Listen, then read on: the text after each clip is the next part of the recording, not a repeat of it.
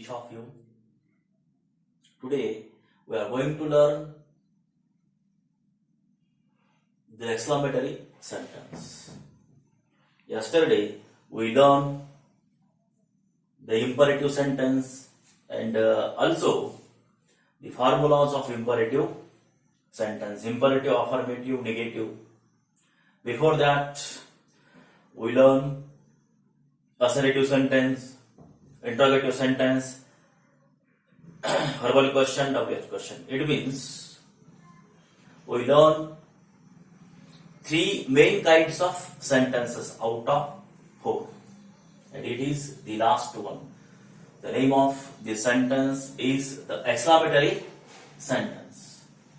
First of all, we have to see the definition of exclamatory sentence. What is meant by the exclamatory sentence? The sentence which contains an exclamation. This an exclamation is the most important word. The sentence which contains an exclamation is called the exclamatory sentence. असे एक वाक्य, असं वाक्य ज्यामध्ये उद्गार असतात. मग ते उद्गार दुःखाचे असतील, आनंदाचे असतील, खेदाचे असतील, कुठल्याही प्रकारचे उद्गार असतील. उद्गार ज्या वाक्यामध्ये आहेत ते वाक्य उद्गारार्थी किंवा त्याला उद्गारवाचक असं म्हणतात. दुसरी डेफिनेशन एक्सक्लेमेटरी सेंटेन्स ह्या ठिकाणी केली आहे. The sentence which expresses sudden feelings or emotions collected in our mind is called exclamatory sentence. असं वाक्य जे की the sentence which expresses sudden feelings or emotions collected in our mind. अचानकपणे आपल्या मनामध्ये निर्माण झाले भाव, भावना, विचार, विकार व्यक्त करतं त्या वाक्यात सुद्धा उद्गारवाचक वाक्य असं म्हणतात. ह्या दोन डेफिनेशन्स एक्सक्लेमेटरी सेंटेन्सच्या आहेत.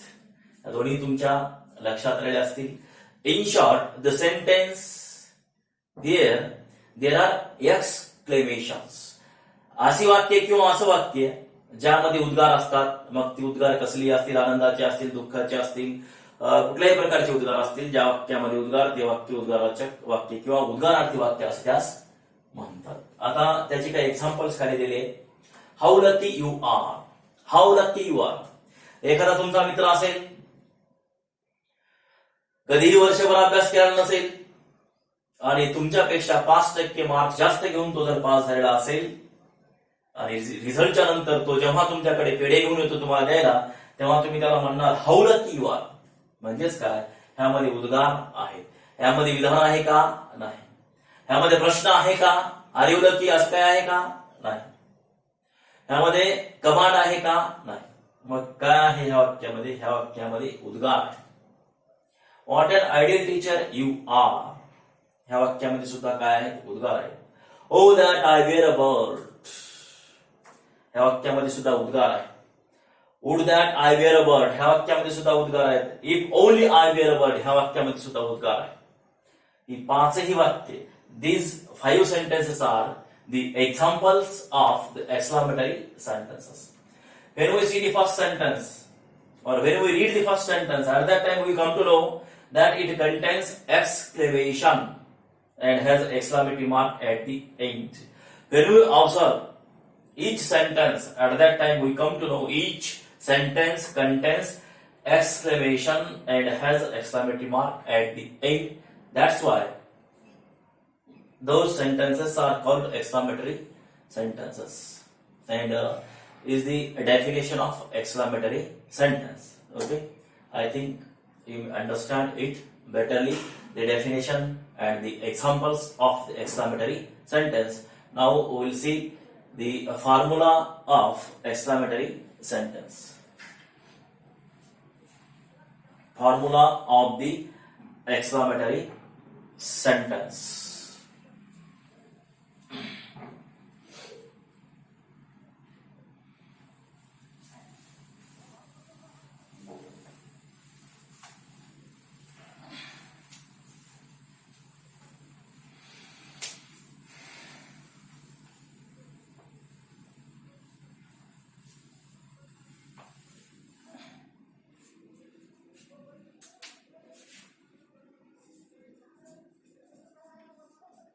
formula of the exclamatory sentence.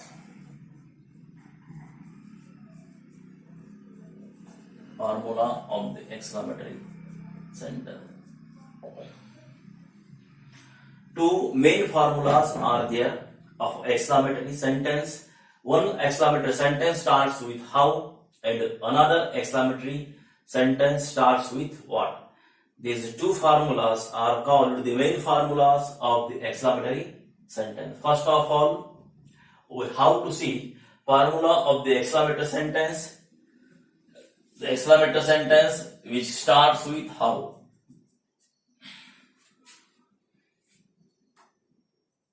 How.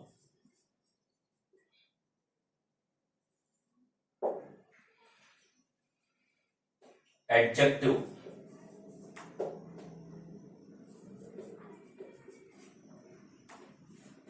Adverb.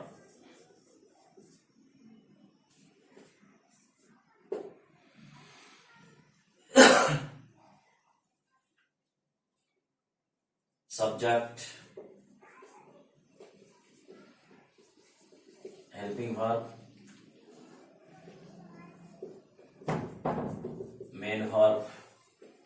OCA.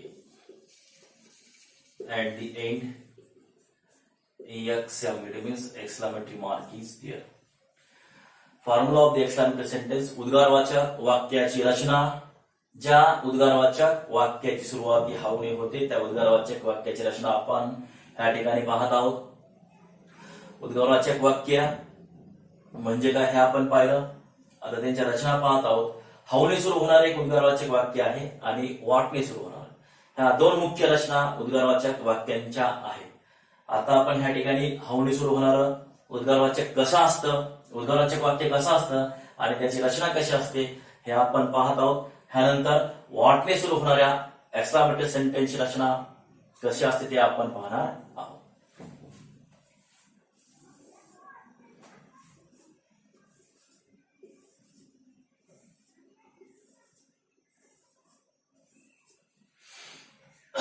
While going to compose your own sentences, whenever you will speak,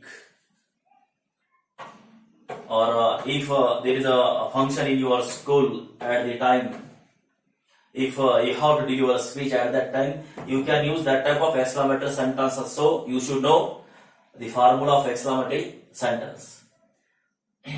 How? उद्गारवाचक वाक्याची सुरुवात हावने होत असते आणि वाटणे सुद्धा होत असते. ही जी रचना आहे ती आपण ज्या उद्गारवाचक वाक्याची सुरुवात हावने होते त्याची रचना ह्या ठिकाणी पाहत आहोत. जेव्हा एक्सक्लामेटरी सेंटेन्सची सुरुवात हावने होईल तेव्हा त्यानंतर ऍडजेक्टिव्ह आलेला असेल हाऊ किंवा ऍडवर्ब सुद्धा ह्या ठिकाणी येऊ शकतं. How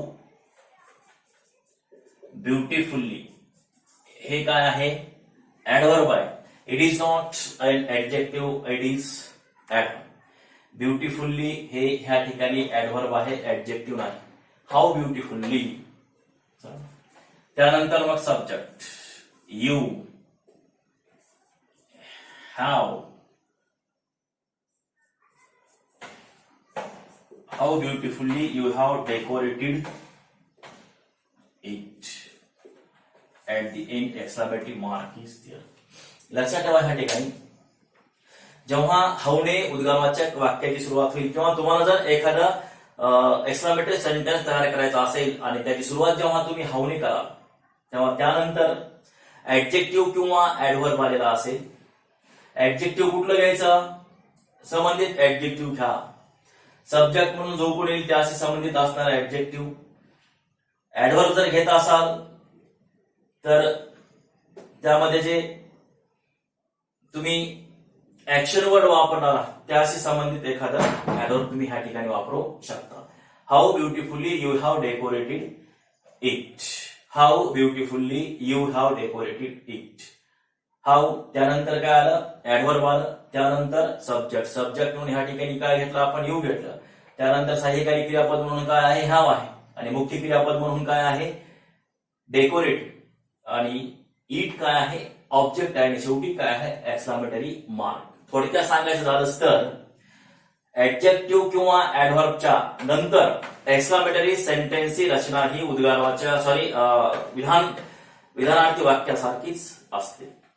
subject, helping verb, main verb, object, complement, adverb.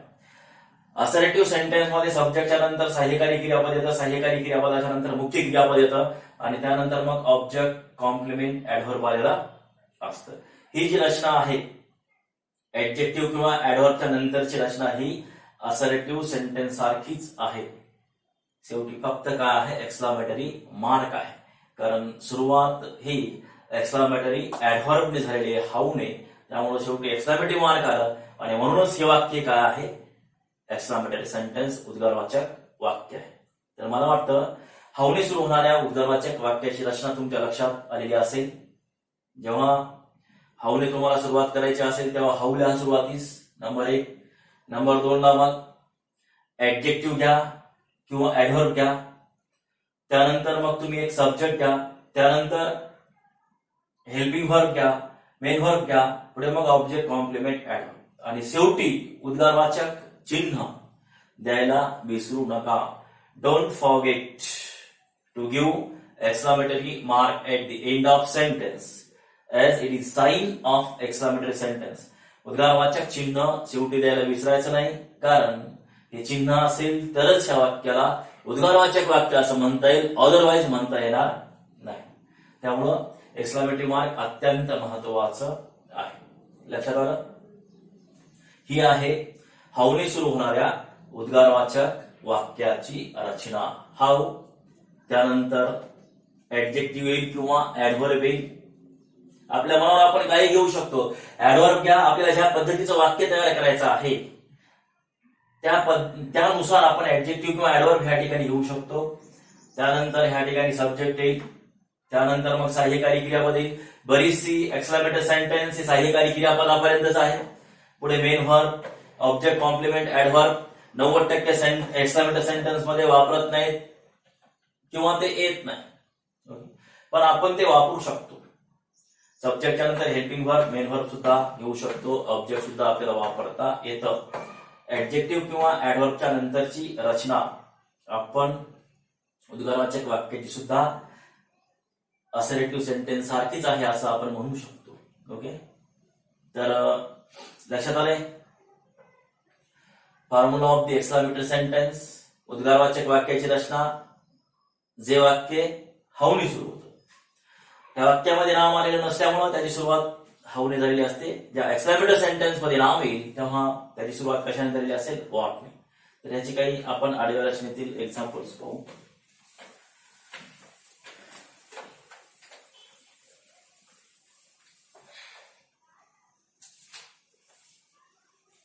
How plus adjective oblique adverb plus subject plus helping verb plus main verb plus OCA plus exclamatory mark. हाऊच्या नंतर ऍडजेक्टिव्ह येईल किंवा ऍडव्हर्ब येईल. How beautiful, how beautiful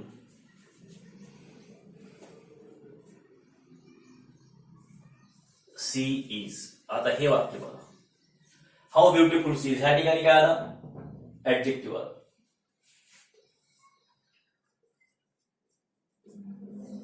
how dirty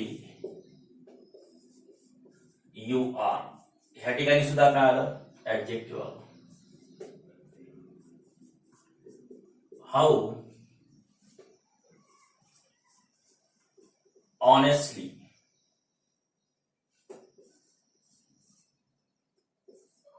you have answered him. How honestly you have answered him.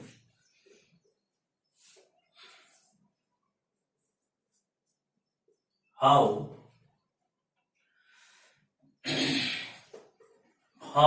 confidently, how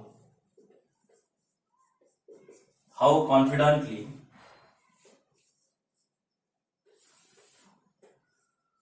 C expressed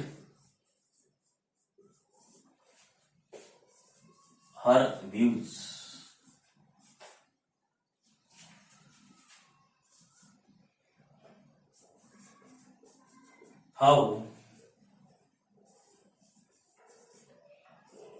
how handsome he is. आता ही जी 5 examples आहेत exclamatory सेंटेन्सची, ज्या exclamatory sentence सुरुवात हाऊने होते बघा, प्रत्येक सेंटेन्सच्या सुरुवातीस हाऊ आलेला आहे. त्यानंतर काय येतं, ऍडजेक्टिव्ह येईल किंवा ऍडव्हर्ब येईल. ह्या ठिकाणी काय आलेलं आहे, ऍडजेक्टिव्ह आलेला आहे. How beautiful she is. ह्या ठिकाणी सर्वनामाबद्दल उद्गार काढलेले आहेत आणि सी म्हणजे जी कोणी असेल ती किती सुंदर आहे, सुंदरतेबद्दलचे उद्गार ह्या पहिल्या वाक्यामध्ये काढलेले आहेत. आणि नाम किंवा सर्वनामाबद्दल विशेष किंवा अधिक माहिती सांगणारा शब्द म्हणजे कोण असतो, विशेषणांतच. ह्या ठिकाणी ह्या सर्वनामाबद्दल अधिकची माहिती सांगण्याचं काम कुणी केलं आहे, ब्युटिफुल ह्या वर्डने केले, त्यामुळे ते काय आहे, ऍडजेक्टिव्ह आहे. त्या ठिकाणी सर्वनामाबद्दल उद्गार काढण्यासाठीचा उपयोग ब्युटिफुल ह्या ऍडजेक्टिव्हचा केलेला आहे. हाऊ आलं, हाऊच्या नंतर ह्या ठिकाणी काय आहे, ब्युटिफुल. ब्युटिफुल काय आहे, ऍडजेक्टिव्ह आहे. ऍडजेक्टिव्ह येईल किंवा ऍडव्हर्ब येईल. हाऊ डर्टी यू आर, काय आलं, डर्टी. डर्टी काय आहे, ऍडजेक्टिव्ह. त्यानंतर honestly, how honestly you have अँसर्ड. Honestly adverb आहे. जेव्हा एक्सक्लेमेटरी सेंटेन्स मध्ये मुख्य क्रियापद येईल तेव्हा हाऊच्या नंतर जनरली म्हणतो मी ह्या ठिकाणी ऍडव्हर्ब आलेला असेल, कारण त्या क्रियेचं वर्णन, क्रियेबद्दल अधिकची माहिती उद्गारात्मक स्वरूपामध्ये सांगण्याचं ते क्रियाविशेषण काम करत असतं, त्यामुळे ते त्या ठिकाणी आलेलं असतं. Okay. How honestly you have helping verb, अँसर्ड main verb, him indirect object. या ठिकाणी ह्या वाक्यामध्ये काय आलं, ऍडव्हर्ब आलं. हाऊ कॉन्फिडंटली, या ठिकाणी सुद्धा काय आहे, ऍडव्हर्ब. सी काय आहे, सब्जेक्ट. एक्सप्रेस मेन व्हर्ब आहे. एखाद्या वेळी सब्जेक्टच्या नंतर वाक्याच्या काळानुसार हा सिंपल पास्ट टेन्स, असर्टिव्ह, अफर्मेटिव्हची रचना आहे, त्यामुळे ह्या ठिकाणी प्रत्यक्ष हेल्पिंग व्हर्ब येणार नाही, त्यामुळे ते आलेलं नाही. त्यानंतर हर व्ह्यूज ऑब्जेक्ट, डायरेक्ट ऑब्जेक्ट. हाऊच्या नंतर ह्या ठिकाणी काय आहे, ऍडजेक्टिव्ह. त्यानंतर सब्जेक्ट, त्यानंतर हेल्पिंग व्हर्ब. ओके. तर हाऊच्या नंतर ऍडजेक्टिव्ह येईल किंवा ऍडव्हर्ब येईल.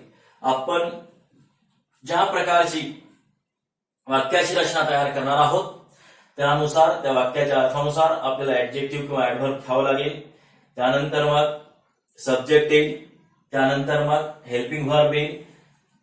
हेल्पिंग व्हर्बच्या नंतर मग डायरेक्ट एक्सक्लेमेटरी मार्क असेल, किंवा जर प्रतिदर्शक क्रियापद वापरलेलं असेल, आपल्याला जर त्या एक्सक्लेमेटरी सेंटेन्स मध्ये क्रिया दर्शवायची असेल तर मेन व्हर्ब सुद्धा येईल.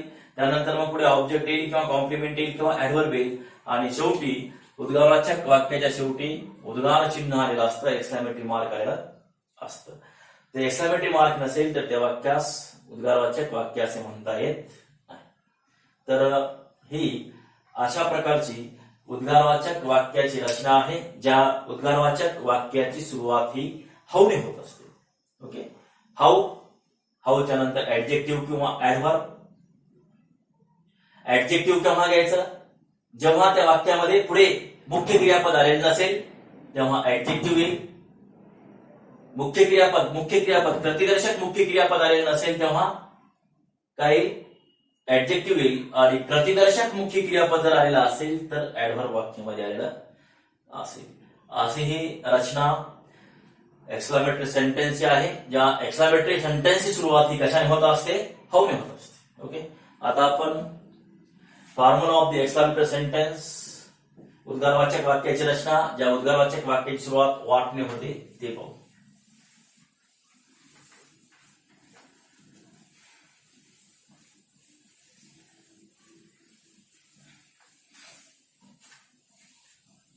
व्हॉटने सुरू होणाऱ्या उद्गारवाचक वाक्याची रचना. What When exclamatory sentence starts with what at that time? After what? What is there? There is an article, maybe an or a.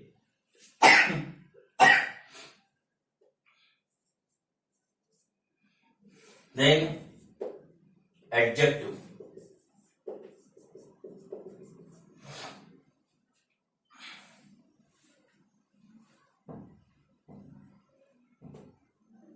Then noun, subject, helping verb, main verb, object, complement, adverb. At the end, exm, exclamatory mark is there. ही आहे उद्गारवाचक वाक्याची रचना. ज्या उद्गारवाचक वाक्याची सुरुवात ही what ने होत असते. The sentence, the exclamatory sentence which starts with what? The formula of that exclamatory sentence.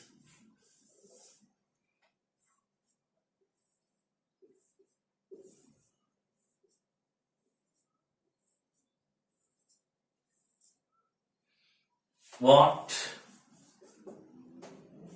an idiot boy. What an idiot boy. I have seen there. What an idiot boy I have seen there. What an idiot boy I have seen there. सुरुवात कशाने झाली? What ने. त्यानंतर काय आलं? Article and. एक किंवा and दोन्ही पैकी एक येतं.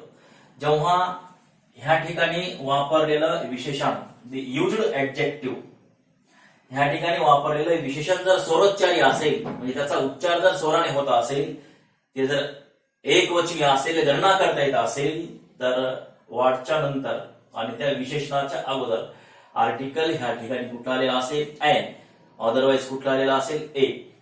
त्यानंतर नाउन, पुढे मग सब्जेक्ट, त्यानंतर हेल्पिंग वर्ब, त्यानंतर मेन वर्ब, त्यानंतर object, complement, adverb.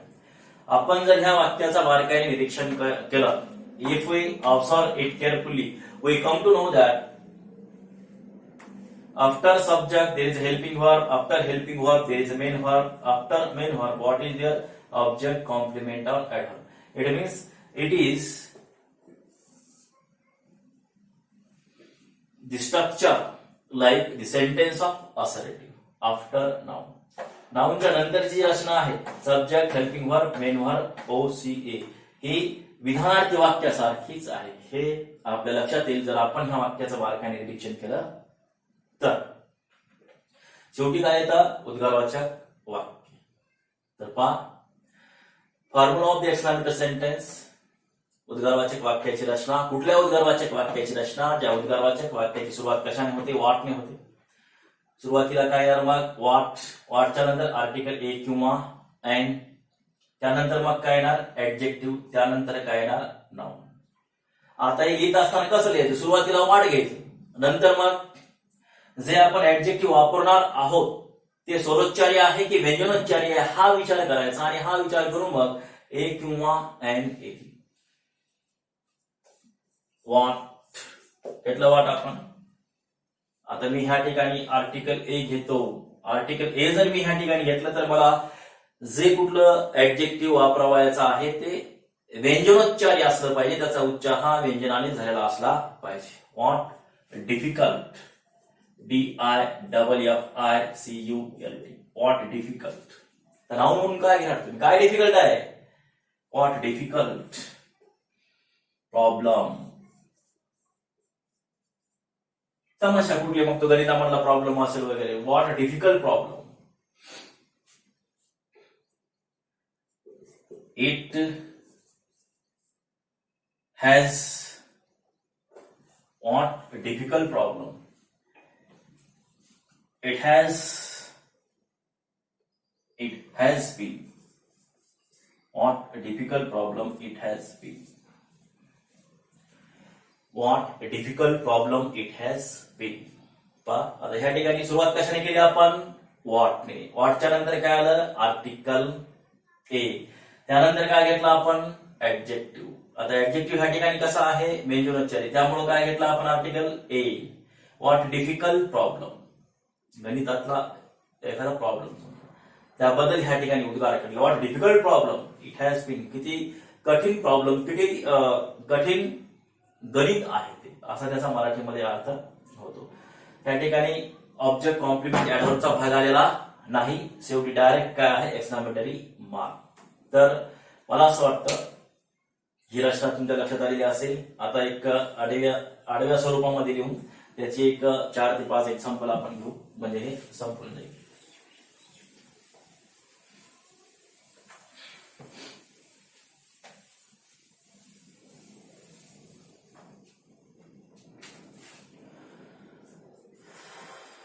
What article a an. आता प्रश्न आपल्या डोक्यामध्ये हा निर्माण होतो की वॉटने सुरुवात का करायची एक्सक्लेमेटरी सेंटेन्स, किंवा केव्हा होते जेव्हा एक्सक्लेमेटरी सेंटेन्स मध्ये नाम येतं तेव्हा त्या एक्सक्लेमेटरी सेंटेन्सची सुरुवात ही वॉटने झालेली असते. त्यानंतर आर्टिकल ए किंवा एन, त्यानंतर काय येतं ऍडजेक्टिव्ह, त्यानंतर येत असतं नाउन, त्यानंतर मग subject, helping verb, main verb, object, complement, adverb, शेवटी exclamatory mark. What an interesting, what an interesting novel she has composed. She has composed just now. शेवटी exclamatory mark. Sentence number 2. What an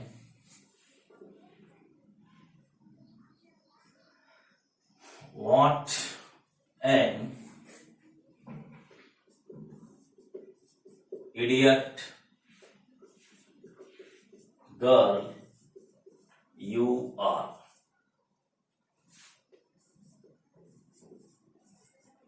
What an easy,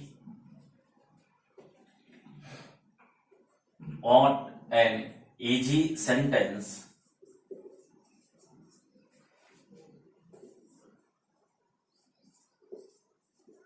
you have given me, exclamatory mark. What a lucky girl you are.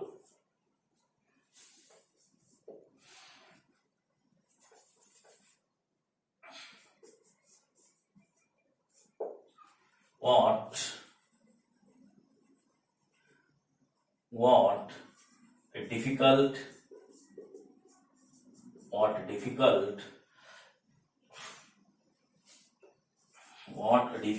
way you have shown us. आता पहा हे एकूण 5 वाक्य आहे. आता आपण रचनाच पाहतो. Formula of the exclamatory sentence, उद्गारवाचक वाक्याची रचना. ज्या उद्गारवाचक वाक्याची सुरुवात कशाने होते वॉट. सुरुवातीला वॉट प्रत्येक वाक्यामध्ये. वॉटच का घ्यायचं, जेव्हा एक्सक्लेमेटरी सेंटेन्स मध्ये नाम येतं नॉव्हल, फर्स्ट सेंटेन्स मध्ये पाका आहे नॉव्हल नाउन, त्यामुळे आपण या ठिकाणी वॉट घेतलं. सेकंड सेंटेन्स मध्ये गर्ल, त्यामुळे वॉट घेतलं. थर्ड सेंटेन्स मध्ये सेंटेन्स, त्यामुळे आपण काय घेतलं वॉट घेतलं. फोर्थ सेंटेन्स मध्ये गर्ल, त्यामुळे काय घेतलं वॉट घेतलं. वे, त्यामुळे काय घेतलं आपण या ठिकाणी वॉट घेतलं. फिफ्थ सेंटेन्स मध्ये वे हे काय आहे नाउन आहे. जेव्हा एक्सक्लेमेटरी सेंटेन्सची सुरुवात वॉटने होते तेव्हा त्या वाक्यामध्ये नाम आलेलं असतं. म्हणून मी तुम्हाला हे या ठिकाणी सांगत आहे की पहिल्या वाक्यामध्ये नाउन कुठलं आहे नाउन.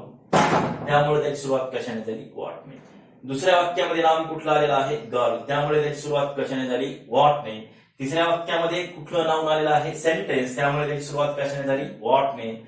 चौथ्या वाक्यामध्ये नाउन कुठलं आलेलं आहे? गर्ल, त्यामुळे त्याची सुरुवात कशाने झाली? व्हॉटने. पाचव्या वाक्यामध्ये नाउन कुठलं आलेलं आहे? वे, त्यामुळे त्याची सुरुवात कशाने झाली? व्हॉटने. व्हॉटने सुरू होणारे एक्सक्लेमेटरी सेंटेन्स. सुरुवातीला व्हॉट येतं, काय येतं हे मी तुम्हाला सांगितलं. त्यानंतर मग आर्टिकल ए किंवा एन मीन्स जेव्हा वापरलेले विशेषण हे स्वरोच्चारी असेल, म्हणजे त्याचा उच्चार हा स्वराने होत असेल, मराठीतील स्वराने अ आ इ ई हे जे स्वर आहेत त्याने. इंटरेस्टिंग ई स्वरोच्चारी आहे म्हणून काय घेतलं? एन. इडियट स्वरोच्चारी आहे म्हणून काय घेतलं? एन. इझी स्वरोच्चारी आहे म्हणून काय घेतलं? एन. लकी व्यंजनोच्चारी आहे म्हणून काय आलं? ए. डिफिकल्ट व्यंजनोच्चारी आहे म्हणून काय आलं या ठिकाणी? Article a. लक्षात आलं? व्हॉट, आर्टिकल ए किंवा एन. त्यानंतर मग काय येतं? ऍडजेक्टिव्ह. नामाला अनुसरून आपल्याला एक ऍडजेक्टिव्ह त्या ठिकाणी घ्यावं लागतं. आणि नंतर काय येत असतं? मग ऍडजेक्टिव्हच्या नंतर नाम, नामाच्या नंतर मग सब्जेक्ट, जो कुठला तुम्हाला वापरायचा तो वापरू शकता. सब्जेक्टच्या नंतर मग हेल्पिंग व्हर्ब येतं. आणि बऱ्याचदा बरीच एक्सक्लेमेटरी सेंटेन्स ही हेल्पिंग व्हर्बवरच थांबलेली असतात आणि ते हेल्पिंग व्हर्ब त्यामध्ये मुख्य क्रियापदाचं काम करत असतं. What an idiot girl you are, हे या ठिकाणी मुख्य क्रियापदाचं काम करतं. ते सहाय्यकारी क्रियापद आहे पण वाक्यामध्ये मुख्य क्रियापदाचं काम करतं. त्याच ठिकाणी ते वाक्य संपलेलं आहे. शेवटी काय? Exclamatory mark. बऱ्याच वाक्यांमध्ये एक्सक्लेमेटरी सेंटेन्स मध्ये शेवटी सहाय्यकारी क्रियापद येतं आणि त्याच ठिकाणी ते वाक्य संपतं. आणि बऱ्याच एक्सक्लेमेटरी सेंटेन्स मध्ये आपण प्रतिदर्शक क्रियापद म्हणून मुख्य क्रियापद सुद्धा सहाय्यकारी क्रियापदाच्या नंतर वापरत असतो. जेव्हा प्रतिदर्शक क्रियापद सहाय्यकारी क्रियापदाच्या नंतर येईल तेव्हा हे मुख्य क्रियापद असतं आणि त्या अगोदर आलेलं जे असतं ते काय असतं? सहाय्यकारी क्रियापद. आता आर जरी तुम्हाला ह्या ठिकाणी सहाय्यकारी क्रियापद दिसत असेल तरी ते काय आहे? मुख्य क्रियापद म्हणून आलेलं आहे. ओके, तर व्हॉट, आर्टिकल ए किंवा एन, ऍडजेक्टिव्ह, त्यानंतर नाउन, सब्जेक्ट, हेल्पिंग व्हर्ब. बरेच एक्सक्लेमेटरी सेंटेन्स हेल्पिंग व्हर्ब पर्यंतच असतात. शेवटी एक्सक्लेमेटरी मार्क असतं. आणि बरेचसे एक्सक्लेमेटरी सेंटेन्स मध्ये हेल्पिंग व्हर्बच्या नंतर पुन्हा काय येतं? Main verb, object, complement, adverb आणि शेवटी काय असतं? Exclamatory mark. पहा हे काय ह्या वाक्यामध्ये? मेन व्हर्ब, शेवटी ऍडव्हर्ब, गिवन मेन व्हर्ब, शेवटी मी काय आहे? ऑब्जेक्ट. त्यानंतर हे